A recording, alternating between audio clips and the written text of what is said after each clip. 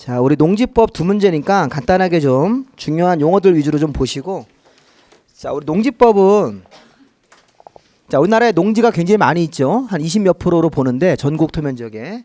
자, 그러한 농지를 뭐 전답, 과수원 이런 농지를 이 소유하는데 우리나라 농지법이 규제를 둡니다. 자, 농지는 실제 농업경영을 본업으로 하는 사람만 소유한다. 이게 대원칙이에요. 농지를 이렇게 뭐 투자 목적이나 뭐 투기 목적으로 가지고 이러면 안 된다는 거죠. 농지는 이제 경영자 소유 원칙이라는 게 있어요. 농지를 경영하는 사람만 실제 본업으로 우리가 농업 경영이라고 하는데 농업 경영자만이 소유한다. 이런 거. 소유에 대한 규제가 있다. 자, 두 번째는 농사질 목적으로 취득할 때 이게 농지 취득 자격 증명이라는 제도가 있습니다. 농지 취득 자격 증명. 이게 이제 농지법은 두 문제밖에 안 나오는데 공부할 거는 한 7개 정도가 됩니다, 이게. 그래서 조금 이제 이게 좀 어려운 측면이 있는데 일단 그 113페이지 문제 좀 볼까요? 농지의 정의라든가 뭐 농업인 이런 것들은 좀 나중에 보셔도 되고요. 2절에 보시면 농지는 소유하는 데 규제가 있습니까? 예, 그래서 첫 번째 01번에 보시면 농지 소유의 원칙, 농지는 자기의 농업 경영에 이용할 자가 아니면 소유할 수 없다. 이게 본업이란 뜻이에요. 자, 자기의 농업 경영입니까? 예, 농지는 이 농업 경영, 이게 이제 자기가 본업으로 농업 경영하는 자만이 소유하는 것이 원칙이다. 근데 문제는 밑에 예외가 있죠? 예, 당연히 예외가 중요합니다. 예외가 농사를 본업으로 안 하는 본업이 아닌 사람들도 농지를 자기 농업 경영에 이용하지 않는 경우도 취득할 수 있는 경우가 기업번, 국가나 지방자치단체부터 시작해가지고 다음 페이지 보시면 피읍번까지 있습니까? 네, 우리 요걸 좀 몇 개를 좀 보셔서 좀 이해를 해두시면 돼요. 자, 우선 처음에 국가나 지방자치단체는 자기의 농업 경영자 소유 원칙에 예외가 되는 거죠. 예외. 그래서 예외가 있어서 첫 번째가 국가나 지방자치단체가 농지를 취득할 때, 우리 국가는 이제 당연히 행정청이니까 행정청은 농업경영을 안 하더라도 농지를 취득할 수 있게 해주겠다는 겁니다. 두 번째, 학교나 공공단체, 농업연구기관 등이 시험이나 실습지로, 자, 우리 학교 그러면 농업고등학교 있습니까? 아니면 대학교에 농과대학교 이런 데는 애들 교육용으로 취득할 수 있어야 돼요. 그러니까 교육용이지 농사가 본업은 아니잖아요. 교육용이나 무슨 연구기관이 실습지라든가 시험용으로 취득할 수도 있겠죠. 어떤 연구용 목적이니까. 그래서 보시면 두 번째가 이게 뭐 학교라든가 농업의 연구기관도 교육용이나 실습용으로 취득할 수가 있다. 그 다음에 자, 디귿번 주말 체험. 자, 요게 이제 중요합니다. 자, 도시민들이 주말 체험이라는 게 있어요. 예, 주말에 취미로 농사 한번 접으라고. 근데 요거는 이제 농지를 취득하는 면적 제한이 있어요. 자, 우리 주말에 월, 화, 수, 목, 금은 뭐 은행 다니시는 분이 토요일, 일요일날 우리 가족들하고 농업 경영을 한번 취미로 농사 한번 접으려고 주말 체험 용농을 취득할 때는 그 다음 페이지를 보시면 114에 보시면 농지 소유 상한이라는 게 있습니까? 예, 그래서 여기 보시면 그 동그라미 3번에 주말 체험은 1000제곱미터 미만이라고 돼 있어요. 1000제곱미터 미만. 자, 요거 평을 쓰세요. 평. 자, 요게 300평입니다. 자, 300평까지가 여기 300평 미만까지가 주말 체험으로 취득할 수 있는 면적이에요. 우리 1000제곱미터를 3.3으로 나누시면 돼요. 예, 그럼 평이 나오죠. 그러니까 저기 가끔 보면 신문에 조선일보에 보시면 뭐 서산 간청 농지를 서울 사람도 주말 체험 목적으로 300평 취득할 수 있습니다. 300평을 제곱미터로 바꾸면 1000제곱미터 미만이 되는 거라고요. 이렇게. 그리고 요거 말고 또 뭐가 있냐면 5개 정도는 보셔야 되는데 네 번째 항목 우리 교재에는 리을번인데요. 상속이나 유증이라는 거 있습니까? 114의 맨이 상속 유증. 그다음에 미음번 8년 이상 농업 경영을 하다가 이농을 하게 됐대요. 이농. 그럼 이농 당시 소유하고 있는 농지 중에서도 10,000제곱미터까지인데 이것도 양가로 2번으로 내려오시면요. 양가로 2번을 보세요. 그 농지 소유 상한이라고 돼 있습니까? 예, 상속받은 농지를 자, 농업 경영을 하지 않으면 상속인이 10,000제곱미터까지 8년 이상 농업 경영을 하다가 이농을 한대요. 그러니까 8년 이상 농사 짓다가 이농하는 사람은 다시 귀농할 수 있어요? 그렇게 할 수 있겠죠. 한 2, 3년간 다른 거 하다가 다시 또 귀농할 수 있는 가능성이 높기 때문에 10,000제곱미터까지는 상속받은 아들도 10,000제곱미터까지는 소유할 수 있습니까? 네, 이렇게. 그래서 지금 보시면 상속을 받았다. 아니면 유언으로 증여받았다. 이렇게 유증 같은 경우는 자 피상속인이 돌아가시는 분이에요. 돌아가시면서 상속인한테 10,000제곱미터까지는 줄 수 있다는 거예요. 이렇게. 또 초과한 면적은 파셔야 됩니다.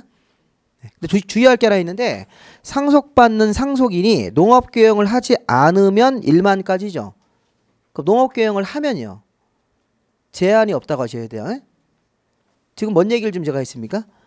그 양가로 2번에서 농지 소유 상환할 때 상속 농지잖아요. 그럼 상속인이 아들이라고 하던 보통 아들, 피상속인이 아버지라고. 아버지가 돌아가시면서 피 흘리며 돌아가셔가지고 피상속인이 되는 거라고요. 그러면 돌아가시는 분이 피상속인인데 상속받은 아들이 농업교영을 하지 않습니까? 네, 그러면 1만까지 가지라는 거예요. 아버지가 2만 갖고 있다가 농업교영을 하지 않는 아들한테 물려줄 때는 10,000제곱미터까지만 물려주시고 나머지만은 파셔야 된다고요. 근데 아들이 만약 농업교영을 하면 그러면 제한이 없는 거예요. 그럼 2만이든 3만이든 다 받을 수 있어요. 상속인이. 그럼 농업교영을 하지 않을 때가 1만까지죠. 농업교영을 하는 사람이면 여기 원칙으로 가가지고 제한이 없는 거죠.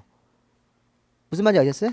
우리 옛날에 그 전원일기 드라마에서 큰아들은 군청 과장님이고 둘째 아들은 농업경인이잖아요. 그렇죠. 그 전원일기에서 그 큰애들 같은 경우는 군청 과장, 그러니까 농업경 하는 분이 아니라고요. 공무원이니까. 그분한테는 10,000제곱미터까지밖에 못 물린다고 김 회장님이. 둘째 아들 농업경 하면 그 사람한테는 그 유인초 씨한테는 다 물릴 수 있는 거예요. 농지를. 그렇게 되는 거죠. 그래서 그런 걸 보시면서 농업경영을 하지 않는 사람만 1만까지다. 근데 8년 이상 농사 짓다가 이농을 한다고. 이농하면 농사 안 짓는 거잖아요. 그래서 한 2, 3년간 다른 일 때문에 이렇게 이농할 때는 10,000제곱미터까지는 갈 수가 있다고. 8년 이상 농사 짓는 거에 대한 또는 혜택으로 기득권 같은 거로 10,000제곱미터까지는 가질 수 있게 해주겠다. 이렇게 해서 이제 보면 우리가 이제 이 농지는 자기가 농업경영을 하는 자만 소유할 수 있는데 예외가 있어서 국가나 지자체, 학교 이런 거는 제한이 없는데 주말 체험은 1천 미만, 상속은 농업교영을 안 했을 때 1만까지.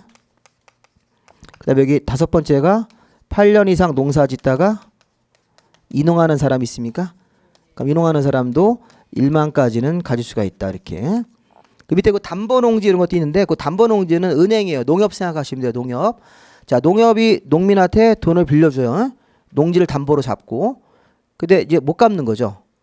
그러면 이제 그거를 경매에 붙였는데 경매까지 유찰되면 그 농지 담보물을 직접 취득할 수가 있다고요. 채권 회수가 안 되니까. 그래서 그건 이제 금융기관이 그 담보농지, 담보물로 잡은 농지를 소유한다는, 취득한다는 겁니다. 이게 채권 회수가 안 돼서 일종의 대물변제식으로 그걸 취득한다는 의미니까 그 정도까지만 기본적으로 좀 보시면 되겠습니다. 나머지 내용들은 참고로 보시고. 자, 두 번째 농지 취득 자격증명. 자, 우리 농지 소유할 때 자, 이런 거 말고 또 뭐가 있냐면 이 그 자기의 농업교영자 소유 원칙 같은 것도 있었고, 두 번째는 자 농지를 이제 본업으로 취득해요. 근데 뭐가 있냐면 농지 취득 자격증명이라는 제도. 이것도 시험 문제에서 많이 나왔으니까 좀 보셔야 됩니다. 자격증명제도.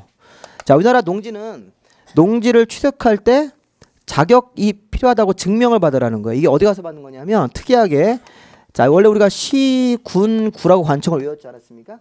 근데 여기서 군수 밑에 있는 읍면으로 내려가는 거예요. 여기 특이하게 읍면장님이 들어가 있습니다. 이게. 자, 농지 관할 거기 읍이나 면사무소 가서 읍면 가서 자격증명을 신청하는 겁니다. 자, 제가 보세요. 제가 귀농이에요. 귀농. 자, 귀농할 때 이런 자격증명 받아야 돼, 안 받아야 돼요? 이렇게 생각해 보죠. 받으셔야 되는 거예요. 네, 받아야 돼. 내가 농사를 본업으로 한다니까요. 본업. 자, 제가 본업으로 하는 게 귀농하는 거죠. 귀농하는 게 내 직업을 이제 농업에 내가 종사하겠다는 거잖아요. 제가 이제 서울에 이제 다 정리했더니 5억. 그 5억이라는 돈을 가지고 내가 이제 어디 충청도 가서 귀농하겠다. 이런 데 가서. 그러면 본업으로 하기 위해서 내가 이제 귀농한다는 거죠. 그러면 이 자격증명을 받으러 가셔야 돼요. 이 경영계획서를 가져가야 됩니다. 이 경영계획서라는 게 내가 농사를 어떻게 짓겠다 이렇게 일종의 계획서를 만들어서 가셔야 돼요. 그래서 취득하는 면적 같은 거하고 내가 이제 확보한 노동력 같은 거, 내가 노동력을 몇 명 확보했습니다 이런 거, 그다음에 장비 같은 것들을 다 적어야 됩니다. 만약에 경영계획서가 엉터리로 한번 만들어볼까? 취득하는 면적은 뭐 5만 평인데 노동력은 나하고 내 마누라하고 둘 이렇게 마누라 1,000씩 걸려가지고 맨날 쿨럭쿨럭거리고 있고 이렇게 하고 장비 삽 2개, 곡괭이 2개 끝 이렇게. 그러면 취득하는 면적은 5만인데 노동력하고 장비가 이게 안 맞으면 경영계획서 엉터리면 자격증명 안 준다고요. 안 내주면 이게 자격증명이 있어야지 농지가 제 앞으로 이전 등기가 된다고요. 이 등기 첨부서입니다 이게. 그래서 공시법 시간에 그 농지 등기할 때 이게 나와요. 이 공시법 시간에 이제 등기법 배우실 때 농기 취득 자격증명이 있어야 된다. 등기의 첨부 서류다. 이런 거 배운다고요. 한번 보세요. 교재 보시면 114에 거기 그 공의본 보시면 발급 대상과 발급권자. 자, 농지를 취득하려고 하는 자입니까? 일단 거기다 본업이라고 쓰세요. 자, 농지를 지금 본업으로 취득을 해요. 그러면 그때는 시장, 구청장, 읍면장이죠. 자, 우리 여기서 시, 군, 구청장이었었는데 이 군수 밑에 읍면으로 내려간 거예요. 이게 군 단위는 워낙 이게 범위가 넓어서 군청 가서 취득하면 너무 이게 그 멀리 이동하는 그런 게 있어서 관할, 읍이나 면사무소 가서 읍사무소나 면사무소 가고 시나 구청 가가지고선 자격증명을 취득하게 돼 있다. 시, 구청장, 읍면장한테 가서. 그리고 발급받지 않은 얘는 좀 이따 보시고요. 오른쪽 가세요. 오른쪽 보시면 그 발급 신청이라고 돼 있습니까? 네, 발급 신청은 경영계획서를 첨부하여 거기다 본업이라고 다시 한번 쓰세요. 자, 본업으로 농지를 취득하려는 사람은 경영계획서를 첨부해서 발급을 신청해라. 자, 읽어보겠습니다. 자, 농지를 본업으로 취득하는 사람은 경영계획서에다가 뭘 적어요? 취득하는 면적, 노동력, 그다음에 기계나 장비 같은 걸 적습니까? 네, 이걸 적어서 취득하는 면적하고 기계나 장비 같은 것들이 잘 갖춰지면 발급 신청을 경영계획서를 만들어서 신청을 넣는다. 그러면 4일 안에 자, 발급 요건에 맞는지 확인해서 발급을 해준다고 되어 있습니다. 4일 안에 발급한다 이렇게 되어 있죠. 이런 식으로. 근데 문제는 뭐냐면 자격증명을 신청 안 하는 사람이 있어요. 자, 이제 그게 자, 농사를 이제 본업으로 할 때는 경영계획서를 만들어서 이거 신청을 넣으면 기본 스토리가 4일 안에 발급이 된다는 거예요. 근데 문제는 자격증명도 아까 여기 경영자 소유 원칙처럼 예외가 있을 거예요. 자격증명 신청 안 하는 예외가 있다. 그 예외를 한번 좀 볼까요? 자, 예외를 보시면 이제 페이지 114로 오셔서 자, 하단부에 안가로 1번 자격증명 발급받지 아니하는 예외가 있습니까? 그래서 1번에 국가나 지자체, 2번에 상속, 3번에 담보농지 있습니까? 그 세 개만 보세요. 자, 지금 보시면 국가, 지방자치단체가 농지를 취득할 때 자, 두 번째는 상속으로 취득하는 사람이 있습니까? 상속받은 아들이. 자, 그 다음에 세 번째가 담보농지라는 거 있었죠? 그럼 요게 좀 자만히 보시면요. 아까 우리 쪽에 보세요. 여기 자기가 농업경영을 하지 않더라도 취득하는 경우에 여기 6번에 담보농지까지 있었잖아요. 그럼 가만히 보면 여기 1번 국가 요거하고 여기 4번에 상속하고 6번에 담보농지는 농사가 본업이 아니더라도 취득할 수 있습니까? 네, 취득하면서 동시에 자격증명도 신청하지 않는다요. 이중으로 예외라고요. 그렇죠. 본업이 아닌데 취득할 수 있으면서 자격증명도 안 받는 거야. 그럼 제가 하고 싶은 말은 이거 여기 학교하고요. 학교하고 주말 체험 요거 두 개만 딱 한번 찍어볼게요. 학교나 주말 체험은 본업이 아니더라도 자기 경영자 아니더라도 취득할 수 있습니까? 교육용으로. 그렇죠? 근데 이쪽은 예외가 아니라고요. 거기다가 예외가 아니다 이렇게 쓰세요. 어디다 쓰시냐면 그 114페이지 하단부에 보시면 왼쪽에다가 아까 1, 2, 3번 지금 봤잖아요. 그 왼쪽에 보시면 거기 써 있을 건데 자격증명을 여기 보시면 요거 예외가 아니에요. 예외가 아님. 자, 뭐가 예외가 아니냐면 학교가 취득할 때하고 그 다음에 주말 체험. 자, 주말 체험 목적으로 취득하는 거하고 학교나 연구기관이 취득하는 것은 자격증명을 받아야 된다 이런 얘기예요. 진짜 받아야 되는 거야? 예외가 아니니까. 그 두 개는 예외가 아니다. 자격증명 받으러 가야 됩니까? 네, 가야 되는 거예요. 이 사람 보세요. 학교가 자, 이쪽에 본업이 아니더라도 취득하는 거에는 예외로 들어가 있죠, 이렇게. 네, 근데 이쪽엔 예외가 아니라는 거예요. 국가나 지자체는 둘 다 예외고. 지금 그게 무슨 말인지 아셨어요? 네, 그게 굉장히 헷갈린다고요. 처음 공부하실 때는 이게 비슷비슷해가지고 학교 여기 뭐 국가, 학교, 주말 체험, 상속, 8년 이상 농사 짓다가 이농하는 사람하고 담보농지 이렇게 6가지만 보는데 이게서 여기 1번하고 상속, 국가, 상속, 담보농지는 본업이 아니더라도 자기 농업경영자가 아니더라도 취득할 수가 있다. 게다가 자격증명도 안 받는다. 그런 겁니까? 네, 그런 거예요. 근데 여기 지금 학교가 취득할 때하고 주말 체험은 자기가 본업으로 농사 안 져도 취득할 수 있습니까? 있죠? 주말 체험은 취미로 농사 짓는 거잖아요. 그러니까 본업이 아닌 사람이 취득하는 경우인데 자격증명은 받아야 된다. 이런 얘기예요. 받아야 된다. 그래서 받아야 돼서 오른쪽에 이거 115페이지에 거기 안가로 3번에 동그라미 2번 보세요. 115페이지 안가로 3번에 동그라미 2번에 보시면 동그라미 2번에 뭐라고 되어 있어요? 경영계획서 첨부업 신청하는 사람이 있대요. 자, 교육계획서 안 넣고 신청을 해야 된대요. 그 중에서 그 기억번에 학교하고 농업연구기관이 있고 니은번에 주말 체험이 있습니까? 그럼 얘네들은 지금 학교하고 주말 체험이 자격증명 신청하라는 거예요, 안 하라는 거예요? 하라는 거예요. 하는데 신청하면 이틀이면 나온다고요. 교육계획서 안 넣어서 신청하면 이틀이면 나오죠. 아까 좀 전에 제가 본업으로 신청하는 사람은 교육계획서 첨부해서 신청합니까? 그건 4일 걸린다고요. 본업으로 신청하는 사람은 교육계획서를 만들어서 농사 어떻게 질 건지 신청을 넣어야 된다고요. 이렇게. 그럼 그거는 4일 걸리는데 지금 학교라든가 주말 체험은 자격증명 신청을 해야 돼요? 안 해야 돼요? 해야 되는 거예요. 근데 교육계획서는 안 넣는다고요. 이 사람 학교가 본업이 아니고 주말 체험도 본업이 아니기 때문에 교육계획서 안 넣고 신청을 하면 이틀이면 걸린다고. 이틀이면 자격증명이 나오는 거예요. 그럼 국가가 취득할 때는 자격증명 넣어야 안 넣어요? 신청 안 넣는 거예요?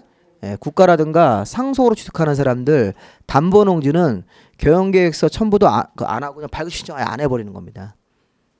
그래서 헷갈리게 돼 있어요. 그래서 헷갈리는 거 끝 하고 끝나셔야 돼요. 그래서 자꾸 고민하지 마세요.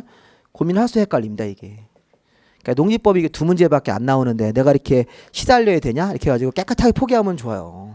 그러니까 농지법을 다 3번 딱 찍고 나오면 좋습니다. 두 문제인데 이거 이렇게까지 해가지고 내가 이거 하다가 내가 죽을 것 같다 해가지고 계속 헷갈립니다 이게 할 때마다. 그러니까 농지법이 이게 약간 우리 그 공법에서 약간 서자칙으로 봤습니다. 농지법은 관할 부서도 농림부기 때문에 두 문제밖에 안 나오잖아요.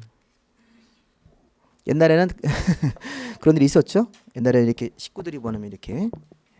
그래서 우리 옛날에 전월기 할 때 금동이 있었잖아요. 금동이. 금동이는 김 회장님 친아들이 아니잖아요. 장에 가서 데려온 거지 않습니까? 부서에서 기른 거잖아요. 금동이가 나중에 가출했지 않습니까? 그러니까 이게 비슷하다고요. 이게 농지법이 나중에 가출할 거라고 이게 공법에서 빠져나와가지고. 근데 농지법을 나중에 실무에서는 조금 해두셔야 돼요. 이게 농지법에서 뭐 농업법인 같은 거 연구를 잘 해두시면 농지를 중개하면 의외로 이게 수수료가 많아요. 우리나라 농지는 아무나 못 사죠. 지금 여기. 그래서 나중에 이게 농업법인이라는 게 있지 않습니까? 옛날에 그 회장 누구였었죠? 그 세월호 사고 내가지고 그 세월호 그 사고 낸 그 회장도 그럼 죽었다고 지금 돼 있지 않습니까? 그 회장도 농업법인 만들어가지고 막 그 농지를 막 샀잖아요. 투자 목적으로 농업법인 만들어가지고 막 사고를 했다고요. 그러니까 농지가 농업법인 만들면 이제 국가에서 지원금도 많이 나옵니다. 이게. 우리 농업 발전에 좀 기여하라는 측면을 막 주는데 그걸 막 이렇게 유용을 하는 거죠. 자기 개인적인 치부를 위해서. 그러지 마시고 농지라는 거를 우리가 좀 잘 관리를 해서 우리나라 또 농업 발전에 또 기여할 수 있는 측면이 있으니까 잘 관리를 해야 됩니다. 자, 그다음에 이제 03번에 보시면 이제 한 두 개만 더 보시면 돼요. 자, 우리나라 농지법은 농업인이 농사를 안 짓는 거예요. 정당한 사유 없이. 그럼 농지를 팔아야 될 의무가 생겨요. 그 처분 의무라고 돼 있죠. 자, 농지 소유자가 자기가 정당한 사유 없이 농업 경영을 안 해요. 그러니까 농지를 팔아라 이렇게 의무를 부여하고 1년 안에 팔아야 된다 이렇게 통지서가 옵니다.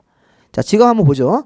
115페이지의 맨 마지막에 03번에 보시면 농지 소유자가 법정된 사유에 해당되는 경우에는 사유 발생한 날로부터 1년 안에 농지를 팔아야 된다 이렇게 돼 있습니까? 네, 대표적으로 농지 소유 상한을 초과하고 갖고 있다가 농지 소유자가요. 농지를 팔아야 된다. 농지 처분 의무가 있다고 통지서를 받는 경우가 있습니다. 자, 여기 이제 우리 1년 안에 농지를 팔라고. 자, 대표적으로 이거 생각하시면 돼요. 아까 우리가 주말 체험으로 얼마 가져야 돼요? 주말 체험으로 1,000제곱미터 미만 가져야 됩니까? 내가 1,500을 가진 거예요. 고의로. 그럼 이제 이게 1,000제곱미터 지금 초과죠? 네, 그럼 거기 보시면 거기 가로 안에 농지 소유 상한을 초과하고 있다가 그게 이제 판명이 된 거라고요. 그럼 주말 체험으로 1,000 미만을 가져야 되는데 1,500을 가지고 있다가 판명되면 초과한 부분은 팔아야 됩니까? 다 팔아야 됩니까? 초과한 부분만 팔면 되겠죠. 합리적으로 우리가 농지 소유 상한을 초과하고 갖고 있다가 판명이 되면 초과한 부분 1,000제곱미터 미만을 맞춰서 1,500이면 500제곱미터 넘게 약간 넘게 해서 이걸 파셔야 된다고요. 그 제가 이제 거기 보시면 1년 안에 농지를 처분해야 된다. 그 아랫줄에 보시면 처분 의무 농지 소유자한테 처분 의무 기간을 명시해서 통지를 해준다는 거예요. 그래서 1년 안에 당신은 농지법 위반해서 너무 많이 가지고 있으니까 초과한 부분은 파시오 이렇게 처분 의무 통지가 와요. 1년 안에 팔라고. 근데 제가 이걸 안 팔았어요. 이행을 안 했습니다. 그러면 뭐가 나올까요? 이행 강제금이라는 거 나오기 전에 처분명령. 자, 이 행정명령입니다. 자, 아까는 1년 안에 농지를 팔아야 될 의무가 있습니다. 이렇게 통지서를 보낸 거예요. 행정청이 어떤 사실의 통지라는 거예요. 당신은 농지법상 어떤 사유에 걸렸으니까 1년 안에 파셔야 됩니다. 이렇게 자기 의무를 고지하고 1년 안에 안 팔면 처분명령이라는 일종의 행정처분이에요. 행정관청이 명령을 하는 거야. 다시 한번 6개월을 더 줍니다. 자, 6개월이란 기간 안에 농지를 파시오. 이렇게. 그러니까 주말 체험으로 초과한 부분을 파시오. 처분 명령까지 이행을 하려면 이행 강제금이라는 게 나오는 겁니다. 우리 공법에서 이행 강제금이라는 게 이행을 해야 되는데 지금 안 하고 버티고 있죠. 네, 그럼 이행을 할 때까지 금전적으로 제재를 가하는 수단 이렇게. 자, 이건 벌금이 아니에요.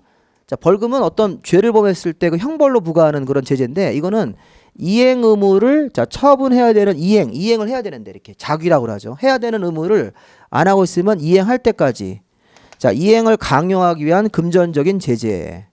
자 이행강제금은 여러 번 부과할 수 있습니까? 네, 1년에 한 번씩 부과하긴 하는데 그 다음 연차에 이행 안 하면 또 부과할 수 있어요.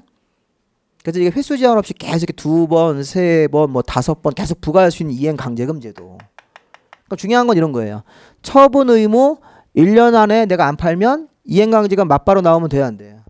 안 돼. 처분명령 6개월을 거쳐서 2월까지 이행을 안 하면 이행강제금 나옵니까? 이렇게. 순서를 좀 잘 기억하시는 게 중요한 핵심입니다. 처분 의무에 내가 걸렸다. 자, 내가 주말 체험으로 농기 소유 상한을 초과하고 가지고 있다가 들켰다. 그럼 1년짜리 뭐가 옵니까? 처분 의무 통지서가 옵니까? 예, 그 안 팔면 다음 페이지 보시면 처분 명령이 먼저 나오죠. 예, 처분 명령. 자, 처분 의무 기간 1년 안에 처분 안 하면 농기 소유자에 대해서 6개월짜리 처분할 것을 명할 수 있다. 근데 그 처분 명령까지 이행을 안 하면 밑에 이행 강제금이 나가는 거예요. 이행 강제금. 근데 중요한 건 이거예요. 이행 강제금 나가기 전에 중간에 매수 청구라는 게 있습니까? 자, 이게 뭐냐면 부동산에 내놔도 안 팔릴 때예요. 자, 내가 처분 명령 6개월짜리를 받은 거야. 근데 내가 1년 안에 처분 의무를 내가 이행하려고 부동산에 내놨는데 안 팔리는 경우도 있습니까? 안 팔려도 처분 명령이 나온다니까요. 좀 불합리하죠. 아니 내가 부동산에서 안 파는 게 아니라 내가 주말 체험으로 1,500 갖고 있는 거를 모르는 거예요, 실수로. 그래서 내가 500을 팔려고 내놨는데 사갈 사람이 없대요, 부동산에서. 근데 1년 지나버리니까 처분 명령이 나왔어. 이것도 안 팔면 이행강제금 나온대요. 그럼 어떻게 해야 돼요?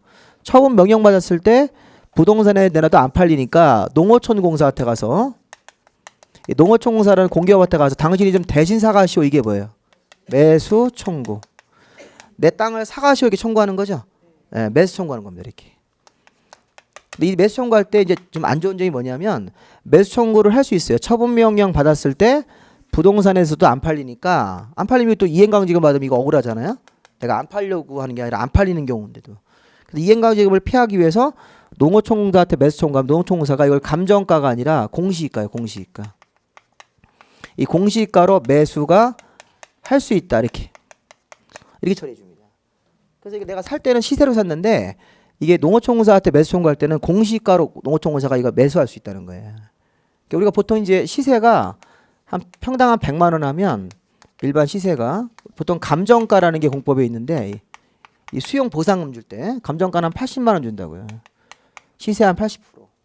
근데 이 공시가는 시세 한 60%나 50%이기 때문에 많아야 60만 원밖에 안 준다고 이렇게. 그럼 내가 주말 체험으로 1,500을 살 때 시세로 샀겠죠. 근데 이게 잘못해서 너무 많이 취득해가지고 1년짜리 처분 의무 받고 6개월짜리 처분 명령 받았을 때 부동산에도 안 팔리니까 이거를 농어촌공사한테 사가라 이렇게 청구할 수 있는데 농어촌공사가 이 공시가로 이거를 매수할 수 있다고요. 그래서 이게 농어촌공사가 또 예산이 없으면 안 사주는 경우도 있어요. 그런 말이 써 있죠. 지금 이해할 거는 처분 명령이에요, 처분 의무예요. 매수 청구할 수 있는 제도가. 처분 명령까지 받아야 돼요. 처분 명령을 받고 나서 이게 잘못하면 이행강제금으로 내려갈 수 있으니까 이걸 피하기 위해서 농어촌공사한테 대신 사가시오. 이게 뭐예요? 매도 청구예요, 매수 청구예요. 매수 청구. 내 땅을 사가라 이렇게 청구하는 거죠. 빨리 사가시오 이렇게. 그 농어촌공사가 사가시오 이렇게 청구하는 거죠. 안 사가겠다 그럴 수도 있어요. 농어촌공사가. 이 매수할 수 있다기 때문에 거절해버리면 예산이 없는데 거절해버리면 공시가도 좀 안 사준다는 거예요. 그럼 이제 이게 안 팔리면 이행강제금 받아요. 농기를 처음부터 너무 많이 취득하면 안 됩니다. 잘 알아보시고 취득하셔야 됩니다. 안 그러면 이 500을 누구한테 증여를 해야죠. 증여. 증여할 수 있겠죠. 근데 증여도 농사 지는 사람한테 증여해야 되는 거니까 잘못하면 이제 그 농지 재산적 가치를 이게 사실은 좀 이게 말이 좀 안 되는 게 이 사유재산이잖아요. 사유재산을 이렇게 취득했다고 해서 물론 이제 농지법 행정법을 위반한 건데 이게 이제 자기가 가지고 있는 농지를 강제로 이렇게 팔아야 되는 그런 게 있습니다. 우리나라 농지 이 부동산에 대해서 유일하게 이런 제도가 있죠. 우리가 농지에 대해서만 이런 제도가 우리나라 유일하게 있습니다. 그러니까 농지는 우리나라 옛날에 농업국가라서 좀 이상한 규제가 많아요. 이렇게 규제가 많을수록 농업은 자꾸 낙후됩니다. 규제가 없어야지 농업 발전이 되는 거야. 제가 이제 좀 극단적으로 얘기해서 삼성도 농지를 투자하게 해요. 삼성이나 대기업이 농지를 투자하게 하면 농사가 훨씬 더 잘 될 거라고요. 대기업이 자본이 들어가면 그 대기업에 무슨 옹호를 하는 게 아니라 우리가 역으로 생각, 우리나라 농지가 대부분 이렇게 개인이 농사 짓잖아요. 그러니까 농업의 생산성이 떨어진다고요. 그리고 이제 농지 그 비용이 비싸잖아요. 근데 이게 큰 대기업이 농사를 지으면 그 농지를 싹 다 정리해 가지고선 돈이 그 대기업들은 지금 돈을 벌려고 갖은 수를 다 쓸 거 아니에요. 그러다 보면 농지가 외국하고도 이렇게 경쟁할 수 있는 그런 산출물이 나온다고. 싸게 우리가 농산물을 이용할 수 있는 그런 측면이 있는데 그럼 이제 농지도 또 투기 이런 또 얘기가 나와서 좀 그 부분이 좀 어려웠다고. 농지법에 이제 그런 얘기를 예전에 했다가 이제 혼나죠. 농업인 단체한테 막 욕먹고 그럽니다. 어떻게 그런 얘기를 하냐고 농지에 대해서. 근데 그런 얘기를 이제 해야죠 우리가 자꾸 적극적으로 농지를. 우리나라 농업 경쟁이 게 되게 없어요. 그러니까 맨날 농민들 보조금 주잖아요. 보조금. 줄 때만 그물이지. 그 다음 되면 또 줘야 된다고 계속 정부 세금이. 그래서 그 농업 발전이라는 걸 좀 기하려고 하면 민간에 좀 자본이 들어가서 자, 그다음에 하나 더 있는데 그 뒤에 보시면 대리경작제도. 자, 이제 3절로 넘어갑니다. 자, 이용제도. 자, 여기 이용해서 대리경작이라는 건 뭐냐면 이것도 마찬가지로 자, 농업경영을 정당한 사유 없이 안 하면 그 대리경작 좀 보실래요? 시군구청장님이 유휴농지가 있습니까? 유휴농지? 자, 유휴농지가 정당한 사유 없이 농사 안 짓는 농지. 자, 유휴농지가 이런 거 있습니다. 지력 증진을 위해서 휴경할 때는 유휴농지가 아니에요. 그러니까 우리가 이제 농사를 계속 연작을 하면 지력이 약해지지 않습니까? 그럼 1년 정도는 농사를 안 져요. 비료 같은 것만 뿌리고. 그때는 유휴농지가 아니고 정당한 사유 없이 농사 짓는 유휴농지가 있을 때는 농기 소유자가 농기 소유자를 대신해서 대리경작할 사람을 강제로 지정하는 제도 이렇게. 자, 그대로 읽어보시면 돼요. 자, 누가 시군구청장님이 유휴농지에 대해서 자, 농지 소유자나 임차권자를 대신해서 왜냐하면 농지 소유자가 정당한 사유 없이 농사를 안 지니까 유휴농지가 있으면 농지 소유자나 임차인을 대신해서 대신 경작할 사람을 직권으로 아니면 이웃 농업인이 신청을 해요. 자기를 대리경작자로 해달라고. 그래서 직권으로 하든지 신청을 받아 대리경작을 정할 수가 있습니까? 네, 근데 그 밑에 있는 농지는 지력 증진이라든가 연작의 피해가 예상돼서 휴경할 때는 대리경작 정하면 돼야 안 돼요. 자, 그거는 정당한 사유가 있는 거죠. 자, 밑에 그 박스 안에 지력 증진, 연작의 피해가 예상이 되는 그런 농지는 지력 증진 같은 거를 위해서 연작의 피해를 예방하기 위해서 휴경할 때는 대리경작을 정하면 된다 안 된다? 안 된다. 그런 건 말고 그런 건 정당한 사유가 있는 거고 이런 사유가 아닌 1, 2, 3, 4, 5번 같은 정당한 사유가 아닐 때는 유휴농지가 있을 때는 대리경작을 정할 수가 있다. 누가? 시군구청장님이 그 해당 농지의 인근에 있는 농업인을 그래서 오른쪽에 안가로 2번 보세요. 자, 대리경작자는 1차적으로 누가 들어오냐면 그 해당 농지에 인근 지역의 농업인이나 농업법인이 먼저 들어옵니까?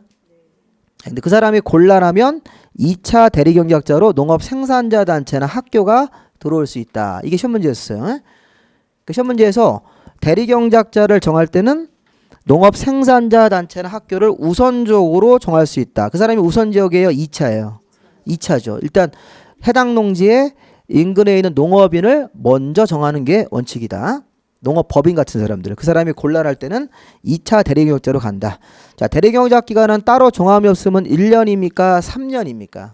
자, 3년으로 이제 기간도 이것도 몇 년 전에 바뀌었습니다. 우리나라가 원래 일모작하기 때문에 1년으로 하다가 기간을 3년으로 연장을 했습니다. 대리경작 기간도 별도로 정함이 없으면 3년. 그러면 대리경작자가 대신 농사 지어주면 좋은 거야? 좋은 게 아니죠. 그 수확량의 100분의 10을 수확일로부터 2개월 안에 농지 소유자한테 지급해주고 90%를 걷어간다는 거죠.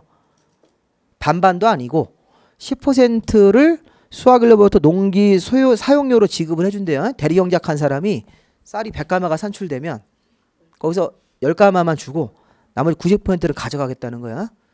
그럼 농기 소유자를 욕보이는 거죠. 네 농지인데 네가 농사 안 지면 90% 회수하겠다 이게 이거 지금. 그러니까 이게 농기 소유자한테 일종의 압박을 가하는 거라고요. 네 농지인데 반반이 아니라는 거야. 7대 3도 아니고 10%만 농지 사용료로 지급하고 나머지 90%는 걷어가겠다는 거예요. 그러니까 이거 지금 좀 문제가 있죠. 근데 문제가 있으면서 이게 이제 압박을 하는 거죠. 이렇게 네가 농사 안 지면 네 농지에서 수확량의 90%를 뺏긴다 이런 식의 어떤 심리적인 압박을 줘서 그 다음에 대리경작 중지 신청하면요. 대리경작 기간이 3년 후 정했더라도 1년 이런 거를 당해보면 기분 나쁘죠. 농지 소유자가. 그럼 내가 더러워서 농사 짓는다 이렇게 될 수 있지 않습니까? 마음이. 그러면 대리경작 중지 신청하면 기간 3년으로 무조건 채우는 게 아니라 중간에 끊어줄 수 있어요. 별다른 말이 없으면 3년까지 가는 거. 대리경작으로 계속 가는 겁니다. 이게. 우리나라 농지법은 이런 식의 특이한 제도가 있어요. 대리경작이라는 게 농기 소유자가 원하지 않더라도 농사 안 지면 유농지로 판정나면 대신 경작할 사람이 들어와서 수확량의 90%를 걷어가는 제도. 10%만 주고 이거 시험 문제에서 가끔 나오는 거. 자, 그다음에 우리 4절에서는 하나만 알아두시면 됩니다. 자, 우리나라 농지가 농사가 잘 돼서 보존 가치가 있으면 이걸 농업 진흥 지역이라는 거로 정합니다. 자, 알아두세요. 자, 우리나라 농업 진흥 지역은 실무가 하면 절대 농지라고 그래요. 자, 농사가 잘 돼서 보존 가치가 있어서 농업 진흥 지역이라는 걸 정합니다. 자, 누가 하시냐면 이걸 우리가 이제 우리 그 관청 중에 우리 광역지방자치단체인 시도지사가 우리 특광도지사 같은 시도지사가 자, 농업진흥지역이라는 것을 지정을 했다 이렇게. 그럼 농업진흥지역으로 지정이 안 된 것도 있을까 우리나라 농중에서? 있겠죠. 농업진흥지역으로 지정을 하지 않은 상태의 농지도 있다 이렇게. 우리 상대농지라고 합니다. 자, 우리 경기도를 조사해 보니까 농업진흥지역으로 지정된 농지가 40%, 농업진흥지역이 아닌 게 60%래요. 근데 이게 저쪽 충청남도나 우리 곡창지대, 전라남도에 가서 그 전라남도 안에 농지를 조사해 보니까 농업진흥지역으로 지정되어 있는 게 77%래요. 농업진흥지역이 아닌 게 뭐 20몇 프로 이렇게. 그러니까 이게 우리나라 그 농업진흥지역으로 지정되면 소위 말하는 대규모 농사를 짓는 땅이라고 생각하시면 돼요. 근데 문제는 농사가 잘 돼서 농업진흥지역으로 지정을 했는데 이게 다시 이렇게 갈라집니다. 이것만 아시면 돼요. 농업의 진흥구역이라는 용어하고 농업의 보호구역이라는 게 있습니까? 자, 이게 무슨 말인가 보세요. 농업진흥지역이 농업의 진흥구역과 보호구역으로 다시 이게 갈라지는 거예요. 이렇게 생각하시면 됩니다. 이걸 제가 노란색으로 표시하고 이걸 제가 파란색으로 표시해 보면 이렇게 생각하시면 되겠습니다. 자, 이 하얀색 전체 농지가 있는데 이 전체 농지가 있습니다. 자, 이게 절대 농지예요. 농업진흥지역으로 지정됐다 이렇게. 근데 이 안에 이렇게 노란색 농지가 있다고 생각하시면 돼요. 자, 이 노란색이 농업의 진흥구역입니까? 농업의 진흥구역이고 여기 주변 땅들은 농업의 보호구역이라고 생각하시면 돼요. 이렇게. 그러면 노란색, 파란색 부분이 다 합쳐지면 이게 뭐가 되는 거예요? 농업의 진흥지역 되는 거야. 농업진흥지역이죠? 네, 농업진흥지역이 된다고 이렇게. 근데 이 두 개가 합쳐지면 다 결대농지고 그럼 요 주변에 이렇게 바깥에 있는 농지 이렇게. 자, 이런 농지들은 이게 소규모 농지가 농업진흥지역이 지정이 안 된 상태의 농지 이렇게. 무슨 말인지 아셨어요? 우리나라 농지가 농사가 잘 돼서 이렇게 대규모로 이렇게 농업에 대한 여러 가지 투자가 잘 돼 있는 땅들은 다 농업진흥지역으로 묶어서 관리하는데 농업진흥지역이 노란색의 진흥구역이 있고 이렇게 보호구역이 있는데 근데 그럼 이 진흥구역이 뭔가 그거만 이제 보고 끝낼게요. 지금 117에 보시면 4절에 01번에 보시면 시도지사가 농업진흥지역을 진흥구역과 보호구역으로 구분해서 정할 수 있습니까? 그러니까 절대농지인 이 절대농지는 안에서 진흥구역이 있고 뭐가 있다는 거야? 보호구역이 있고 이 바깥으로 빠져나오면 이게 상대농지예요. 농업진흥지역이 아닌 농지들이라고 이렇게. 근데 이런 농지는 진흥구역은 거기 진흥구역은 농업의 진흥을 도모해야 되는 지역으로 농지가 일정 규모로 집단화가 되어 있다. 자, 농지가 집단적으로 쭉 모여 있는 땅이에요. 우리가 소위 말하는 바둑판 모양으로 농지가 집단적으로 실제 농사짓는 땅이 집단적으로 모여 있으면 농업진흥구역이고 농업보호구역은 용수원의 확보, 수질보존, 농업환경보호니까 자, 우리가 농사가 잘 되려고 하면 이 보세요. 자, 진흥구역을 도와주는 땅들이 무슨 구역이에요? 보호구역. 이 보호구역 하면 저수지 같은 거 이렇게 용수원이니까 저수지. 자, 물을 대주는 관계시설 같은 거. 기타 농업진흥구역 이게 실제 농업진흥구역이 이렇게 바둑판 모양으로 경지 정리가 잘 되어 있는 실제 농사 짓는 땅 이렇게 실제 농사가 이루어지고 있는 땅이 진흥구역이고 보호구역은 여기다 물을 대줘야 됩니까 물? 그러니까 저수지 같은 거 이렇게 보호구역 가면 이렇게 농업용 저수지가 있고 저수지에서 이렇게 물을 대줘야 되겠죠? 물을 또 빼는 시설도 있어야 되고 이런 거. 자 이런 것들이 있는 땅들은 다 보호구역으로 기타 농업 환경을 보호하는 곳이다 이렇게. 농사가 잘 되도록 도와주는 시설들이 있는 땅들은 보호구역이라고 생각하시면 돼요. 시험 문제에서는 그걸 많이 바꿔요. 어떻게 바꾸냐면 이걸 거꾸로 이렇게 바꾸죠. 농업 보호구역의 용수원을 확보하고 수질 같은 걸 보존하기 위해서 농업 환경을 보호하는 지역이 농업진흥구역 이렇게 바꿔버린다고요. 농업 보호구역 설명을 그 진흥구역 설명을 이렇게 바꿔서 문제를 많이 주니까 그 부분을 잘 개념을 잡으시고 더 중요한 개념은 이거예요. 자, 농사가 잘 돼서 보존 가치가 있는 농지는 농지법상 농업진흥지역으로 정합니까? 농업진흥지역이 진흥구역과 무슨 구역으로?